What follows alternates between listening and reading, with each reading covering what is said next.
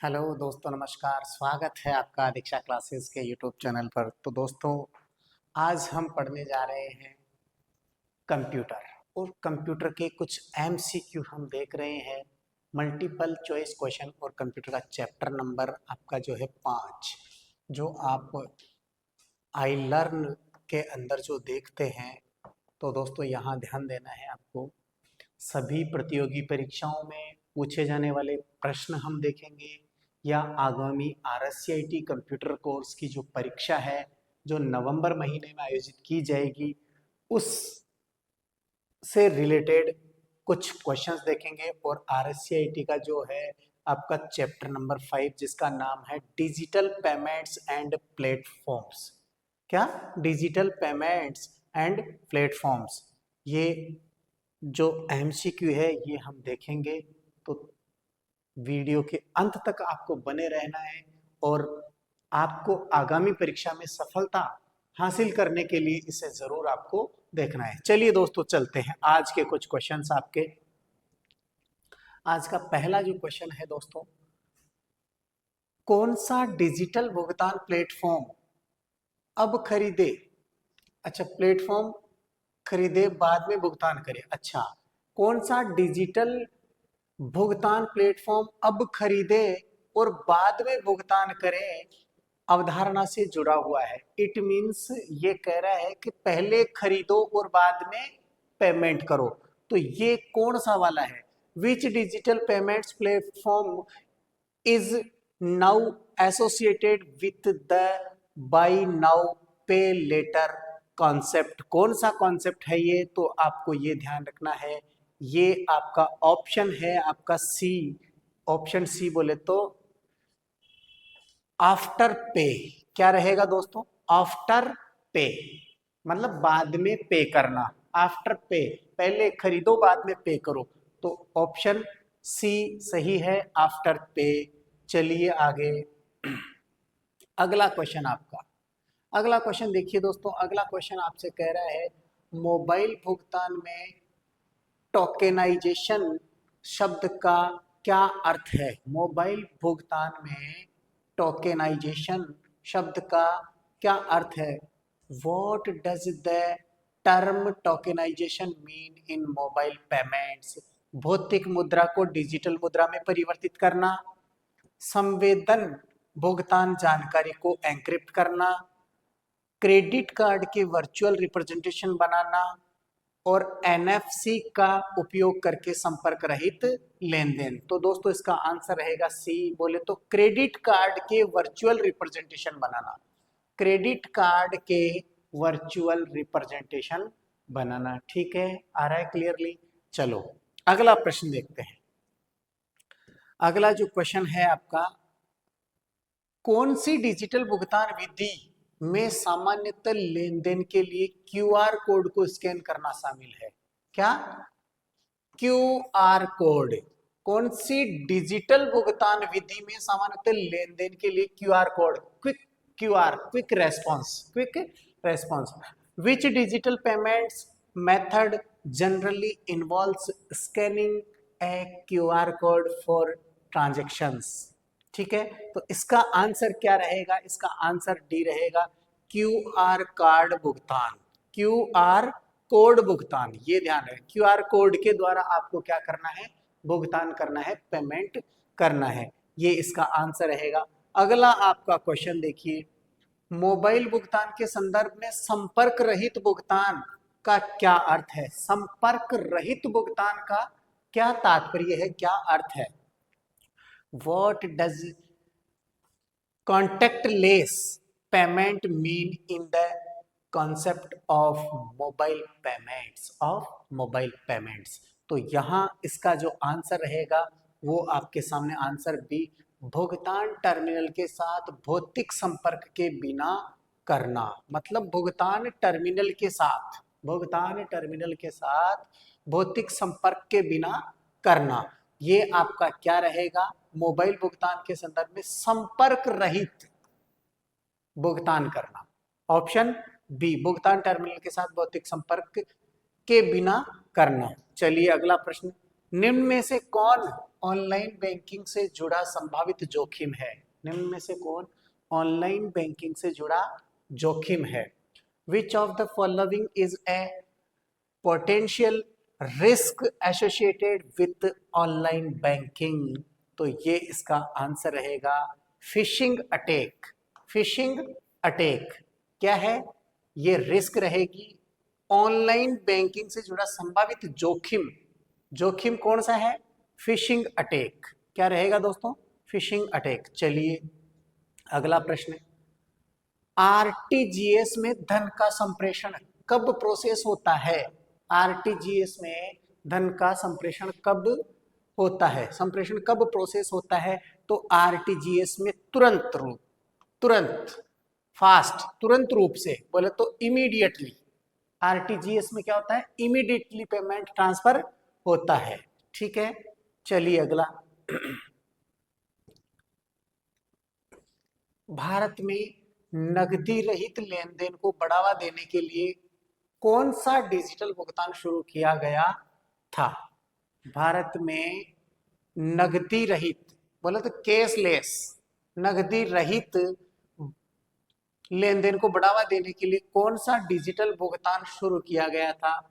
तो which digital payment system was introduced to promote cashless transactions in India? India में कौन सा था कैशलेस? वो था UPI payment, unified payment interface, unified payment interface, UPI, unified payment interface, ये रहेगा दोस्तों। चलें आगे।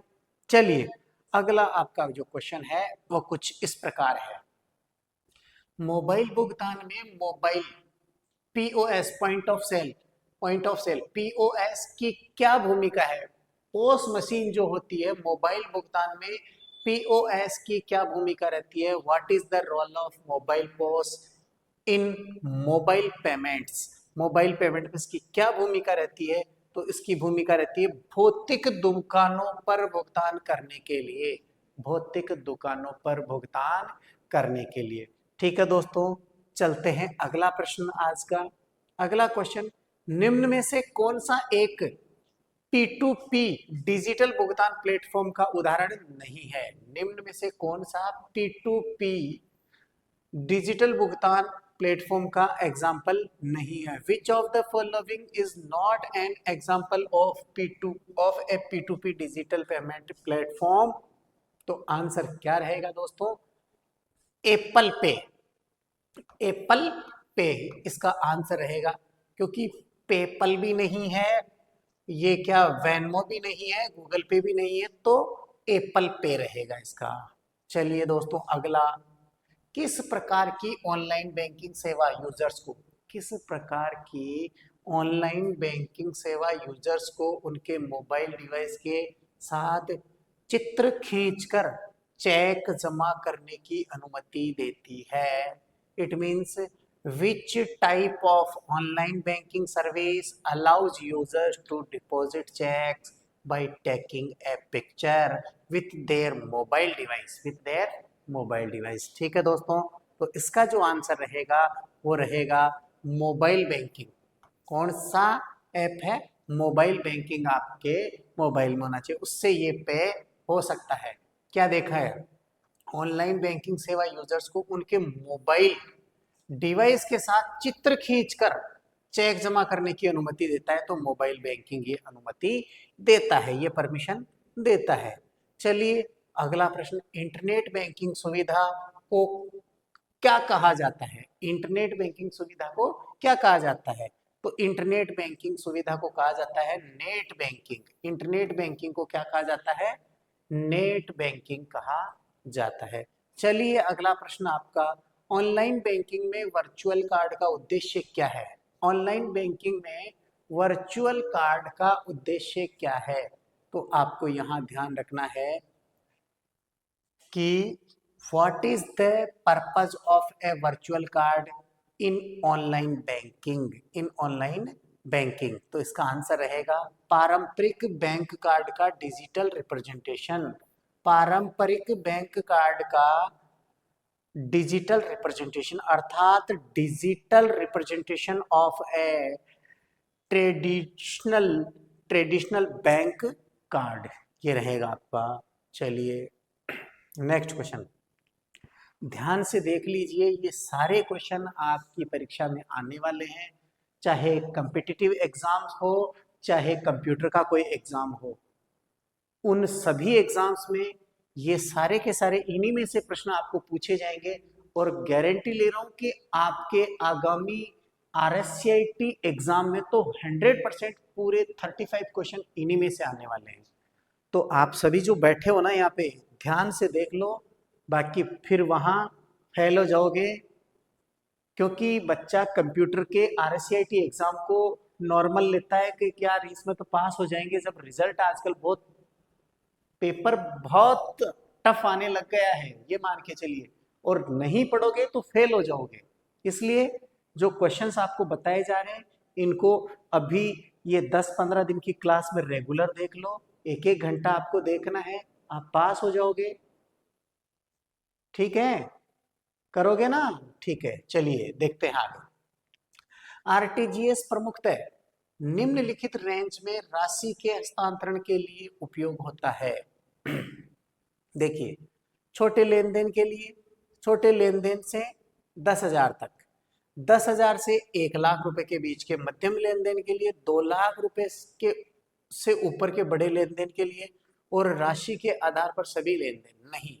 ये 2 लाख से ऊपर का जो ट्रांजैक्शन होता है, जो लेन देन होता है, 2 लाख से ऊपर का जो पेमेंट होता है, 2 लाख से ऊपर बड़े लेन देन के लिए किसका उपयोग होता है? RTGS का उपयोग होता है। RTGS का प्रमुख तो निम्नलिखित रेंज राशि में हस्तांतरण के लिए उपयोग होता है, तो RTGS। ठीक है, चलिए आगे।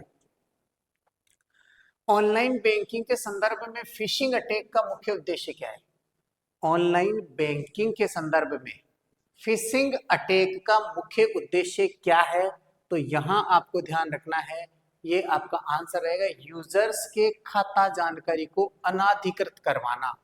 यूजर्स के खाता की जानकारी को, अर्थात यूजर के अकाउंट को अनधिकृत करवाना, ये आपका आंसर रहेगा। चलिए अगला क्वेश्चन, नेफ्ट लेन देन के बारे में निम्न में से क्या सही है? नेफ्ट, आपने देखा होगा, नेफ्ट करते हैं, बैंक जाते हो तो कहते हो, कई बार तो कहते हो RTGS कर देना, कई बार कहते हो नेफ्ट कर दो, ठीक है ना? तो ये आपका पेमेंट ये सब चेक के माध्यम से होता है, ठीक है? तो नेफ्ट लेन देन के बारे में निम्न में से क्या सही है? तो नेफ्ट के लिए क्या सही है? देखिए दोस्तों, आपका आंसर बी, इनमें दिन भर में सेटलमेंट टाइम होता है।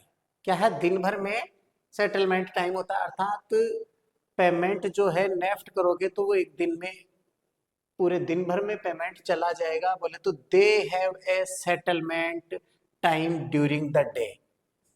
ठीक है दोस्तों, आंसर रहेगा दिन भर, इनमें दिन भर में सेटलमेंट टाइम होता है।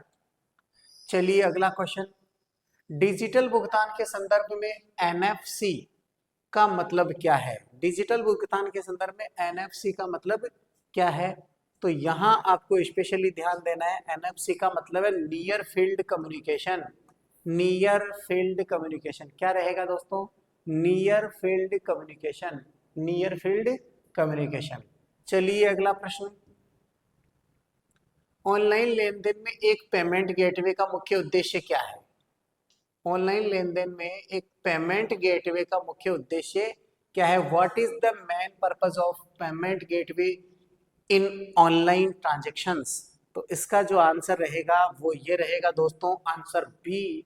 बोले तो बैंकों के बीच संवाद को सुविधाजनक बनाना, बैंकों के बीच का जो कम्युनिकेशन है, संवाद है, उसको इजी बनाना, बोले तो सुविधाजनक बनाना, बोले तो facilitating communication between banks, bank के बीच में संवाद इजी बनाना। चलिए अगला, कौन सी डिजिटल भुगतान विधि अंतरराष्ट्रीय मनी ट्रांसफर के लिए डिजाइन की गई है? क्या है? कौन सी डिजिटल भुगतान विधि अंतरराष्ट्रीय मनी ट्रांसफर के लिए डिजाइन की गई है और इसे क्रिप्टो करेंसी विशेषता के लिए जाना जाता है? तो इसका आंसर रहेगा डी, बिटकॉइन। क्रिप्टो करेंसी के लिए बिटकॉइन। ठीक है दोस्तों, चलिए अगला हमारा सवाल है, ऑनलाइन भुगतान में डिजिटल वॉलेट का प्रमुख उद्देश्य क्या है? ऑनलाइन भुगतान में डिजिटल वॉलेट का मुख्य उद्देश्य क्या है?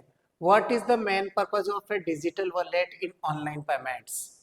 तो इसका जो आंसर रहेगा दोस्तों वो रहेगा आपका सी। बोले तो ये वाला क्या कह रहा है? डिजिटल भुगतान जानकारी को संग्रहित और प्रबंधन। डिजिटल भुगतान जानकारी को संग्रहित और प्रबंधन। ठीक है दोस्तों, चलिए अगला हमारा क्वेश्चन क्या है, ध्यान दीजिए। अगला जो प्रश्न है वो आपसे पूछा जा रहा है ऑनलाइन बैंकिंग में ट्रांसफर। अच्छा, ये क्या है? Transaction password, transaction password. Online banking में ट्रांजैक्शन पासवर्ड क्या है? What is the transaction password in online banking?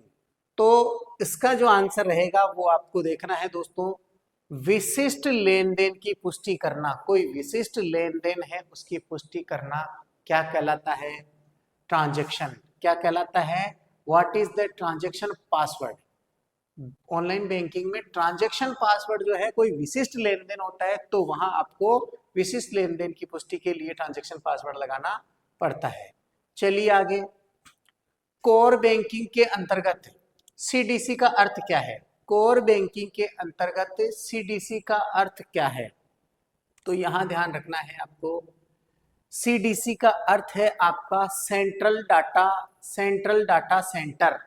Central data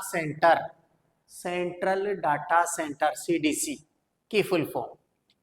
IMPS को इसके हेतु जाना जाता है। आईएमपीएस को किसके द्वारा जाना जाता है? क्या है इसका फुल फॉर्म? एक तरीके से आईएमपीएस क्या है, कैसे जाना जाता है? आईएमपीएस जो है आपका वो क्या है?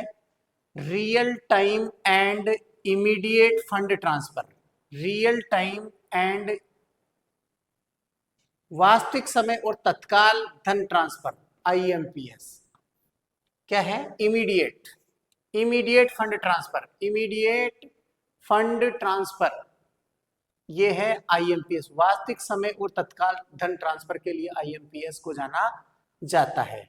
ठीक है, चलिए आगे ऑप्शन क्वेश्चन नंबर 24। आज का अगला जो क्वेश्चन है, आईएमपीएस का अक्सर उपयोग किसके लिए होता है? आईएमपीएस का उपयोग अक्सर किसके लिए होता है? तो ये आपको ध्यान रखना है दोस्तों, आईएमपीएस का जो उपयोग होता है वो आपके होता है तत्काल और एक बार के लेन देन के लिए। तुरंत होता है और एक बार के लेन देन के लिए आईएमपीएस का उपयोग होता है। बोले तो instant and one time transactions. चलिए, मोबाइल भुगतान में मोबाइल वॉलेट का प्रमुख उद्देश्य क्या है? मोबाइल भुगतान में मोबाइल वॉलेट का प्रमुख उद्देश्य क्या है?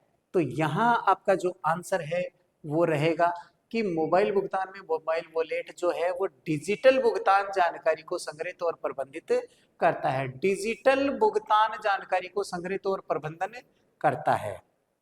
चलिए नेक्स्ट क्वेश्चन आपका, निम्नलिखित में से कौन सी एक सामान्य सुरक्षा सुविधा है जो ऑनलाइन बैंकिंग में उपयोगकर्ताओं की पहचान की पुष्टि के लिए किया जाता है? क्या कह रहा है कि कौन सी एक सामान्य सुरक्षा सुविधा है जो ऑनलाइन बैंकिंग में उपयोगकर्ताओं की पहचान की पुष्टि के लिए किया जाता है? तो यहां ध्यान रखना है, इसका आंसर रहेगा ए। बोले तो कैप्चा डाला जाता है। क्या डाला जाता है दोस्तों? कैप्चा डाला जाता है। ठीक है, ऑनलाइन बैंकिंग में टू फैक्टर ऑथराइजेशन का प्राथमिक लाभ क्या है? प्राइमरी प्रॉफिट क्या है? तो देखना यहाँ पे बेनिफिट क्या है। तो इसका जो आंसर रहेगा वो रहेगा दोस्तों सी। बोले तो अनेक सत्यापन विधियों का उपयोग करके सुरक्षा बढ़ाना। अनेक सत्यापन विधियों का उपयोग करके सुरक्षा बढ़ाना। चलिए नेक्स्ट क्वेश्चन आपका, अगला जो प्रश्न है, मोबाइल भुगतान में उपयोगकर्ताओं के प्रमाणीकरण के लिए सामान्यतः कौन सा सिक्योरिटी फीचर उपयोग होता है, ये देखा है। तो इसमें देखिए क्या है, मोबाइल भुगतान के उपयोगकर्ताओं के प्रमाणीकरण के लिए, ऑथेंटिकेशन के लिए सामान्यतः कौन सा सिक्योरिटी फीचर उपयोग होता है, तो यहां ध्यान रखना है, इसका आंसर रहेगा डी। बोले तो उपरोक्त सभी में क्या क्या आ रहे हैं, ये देखिए दोस्तों। ओटीपी बोले तो वन टाइम पासवर्ड भी आपको लगाने होते हैं, बायोमेट्रिक प्रमाणीकरण भी आप लगा सकते हैं, और पिन भी आप लगा सकते हैं। अर्थात जो है पर्सनल आइडेंटिफिकेशन नंबर, पिन की जो फुल फॉर्म है पर्सनल आइडेंटिफिकेशन नंबर, ये तो कुल मिलाकर के तीनों ही इसके आंसर रहेंगे। बोले तो उपरोक्त सभी, इस सवाल में डी ऑप्शन करेक्ट है। चलिए, एप्पल पे और गूगल पे जैसी मोबाइल भुगतान प्रणालियों के पीछे मुख्य तकनीक क्या है, तो यहां ध्यान रखना है, ये इसका आंसर रहेगा नियर फील्ड कम्युनिकेशन। क्या रहेगा, नियर फील्ड कम्युनिकेशन। किसके लिए, एप्पल पे और गूगल पे, नियर फील्ड कम्युनिकेशन। चलिए अगला प्रश्न आपका, डिजिटल भुगतान के संदर्भ में, किसके संदर्भ में, डिजिटल भुगतान के संदर्भ में, डिजिटल भुगतान के संदर्भ में निम्न में से कौन सी ब्लॉकचेन तकनीक की विशेषता है। क्वेश्चन ध्यान से सुनना है, डिजिटल भुगतान के संदर्भ में कौन सी ब्लॉकचेन टेक्नोलॉजी टेक्निक की विशेषता है। ठीक है, तो देखिए यहां आपको ध्यान देना है, विकेंद्रीकृत और सुरक्षित लेन देन, विकेंद्रीकृत और सुरक्षित लेन देन। चलिए आगे, चले आगे। ठीक है, अगला जो क्वेश्चन है, इलेक्ट्रॉनिक फंड ट्रांसफर के संदर्भ में नेफ्ट का मतलब क्या है। इलेक्ट्रॉनिक फंड के ट्रांसफर में नेफ्ट का मतलब क्या है, तो यहां देखिए दोस्तों, नेफ्ट क्या है, नेफ्ट का जो इसका जो आंसर है बी, बोले तो राष्ट्रीय इलेक्ट्रॉनिक फंड ट्रांसफर, बोले तो national electronic fund transfer, NEFT, NEFT, national electronic fund transfer, national electronic fund transfer. ठीक है दोस्तों, चलिए अगला जो प्रश्न है आपका, कौन सी डिजिटल भुगतान विधि अंतरराष्ट्रीय धन हस्तांतरण के लिए डिजाइन की गई है और इसकी क्रिप्टो करेंसी सुविधा के लिए जानी जाती है। ठीक है, तो ये आपका क्वेश्चन है, इसका आंसर सी रहेगा, जो बिटकॉइन। क्या रहेगा, बिटकॉइन। इट मींस, ध्यान दीजिए क्या कहना चाह रहा है, कौन सी डिजिटल भुगतान विधि अंतरराष्ट्रीय धन ट्रांसफर की, अंतरराष्ट्रीय जो पैसा ट्रांसफर करते हैं तो वो कौन सी है, क्रिप्टो करेंसी, तो ये आती है बिटकॉइन। क्रिप्टो करेंसी कौन सी है, बिटकॉइन। चलिए, यूपीआई को किसने लॉन्च किया था।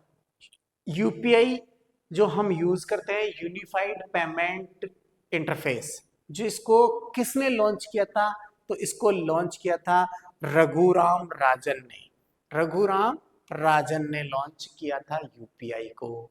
ठीक है दोस्तों, तो ये आज के लिए थैंक यू। अगर आपको ये क्वेश्चंस पढ़ने हैं और वास्तव में एग्जाम फाइट करना है, चाहे पुलिस का हो, चाहे सीईटी हो, चाहे कंप्यूटर हो, या पटवारी ग्राम विकास अधिकारी, कोई सा भी अगर एग्जाम देने जाते हैं आप, तो इस हमारे चैनल के कंप्यूटर के सभी वीडियोस को आप देख लीजिए, आपके कंप्यूटर के क्वेश्चन तो कभी गलत नहीं होंगे, 100% गारंटी के साथ कहता हूँ। ठीक है दोस्तों, आज के लिए इतना ही। अगर आप हमारे चैनल को अधिक से अधिक दोस्तों के पास शेयर करेंगे तो आपको और आपके दोस्तों को इसका बहुत अच्छा बेनिफिट होने वाला है। तो दोस्तों ठीक है, बाय बाय।